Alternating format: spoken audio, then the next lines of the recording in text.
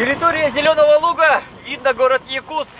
Здесь проходит дорога до Нижнего Бестяха. Отсюда добираются водители, которые нарушают законы Российской Федерации, не боясь штрафов и не боясь как-то навредить собственной жизни. С нами рядом находятся сотрудники ГИМС, МЧС России. Они проводят профилактическую беседу, однако, когда водители едут, они замечают людей в форме и просто объезжают. Движение по ледовой переправе, так называемое, которое сейчас осуществляется, оно незаконно и оно попадает под статью 9.10 КАП Республики Саха-Якутия, что грозит штрафными санкциями от 3 до 5 тысяч рублей. Также надо учитывать, что при движении по неокрепшему льду, как сейчас он по состоянию на сегодняшний момент, вы подвергаете жизни не только себя, но и тех пассажиров, с которых вы перевозите.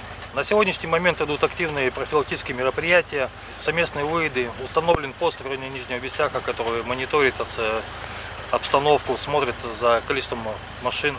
Работает административная комиссия, работают сотрудники ГИБДД и всячески пытается донести до граждан, что выезд на лед сейчас категорически запрещен.